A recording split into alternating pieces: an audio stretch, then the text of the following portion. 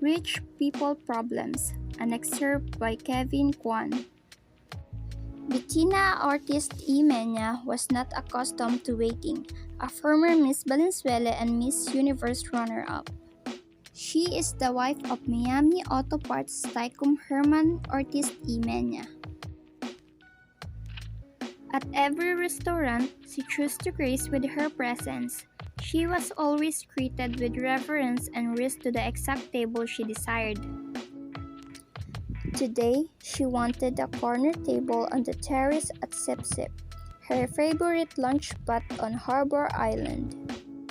She wanted to sit on one of the comfy orange canvas director's chair and stare out at the gentle lapping turquoise water while eating her kale Caesar salad.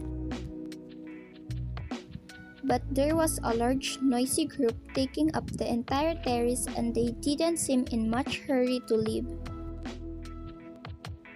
Bettina fumed as she glared at the tourists happily savoring their lunch in the sun. Look how tacky they were. The woman overly tan, wrinkled and saggy. None of them properly lifted our buttocks.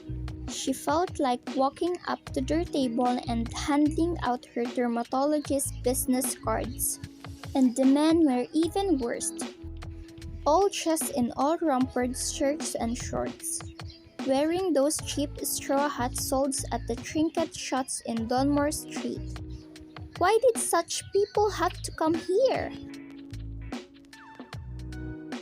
Feeling that she had been patient long enough, Bettina stormed into the kitchen, the fringe on her crocheted Gucci kaftan top shaking furiously as she made a beeline for the woman with the shock of pixie-cut blonde hair manly in main stove. Julie, honey, what's the dealio? I've waited more than 15 minutes for my table. Sorry, Bettina. It's been one of those days. The party of 12 of the terrace showed up first, just before you did. But the terrace is your prime spot.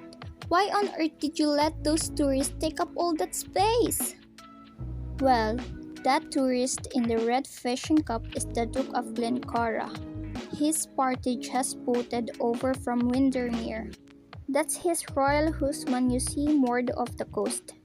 Isn't it the most handsome sailboats you'd ever seen? I'm not impressed by big boats, Bettina huffed, although secretly she was rather impressed by people with big title. From the kitchen window, she surveyed the party assembled on the terrace with new eyes. These British type were such a strange breed. Sure, they had their Savile Row suits and their heirloom tiaras. But when they traveled, they looked so painfully frumpy. It was only then that Bettina noticed three tan, well-built men in fitted white t-shirt and black Kevlar pants sitting at the adjacent table. The guys weren't eating but sat watchfully, sipping glasses of seltzer water. I assume that's the Duke security details. They couldn't be more obvious. Don't they know that we're all billionaires here in Breland, and this isn't how we roll? Actually, those bodyguards belong to the Duke's special guest. They did a whole sweep of the restaurant before the party arrived. They even searched my walked-in freezer. See that Chinese fellow seated at the end of the table? Bettina squinted through her Dior X-Day sunglasses at the portly, 70-something Asian man dressed in a nondescript white short-sleeved golf shirt and gray trouser. Oh, I didn't even notice him. Am I supposed to know who he is? That's Alfred Shang. He looks like their chauffeur. Doesn't he look like that guy that used to drive Jane women around the Falcon Crest?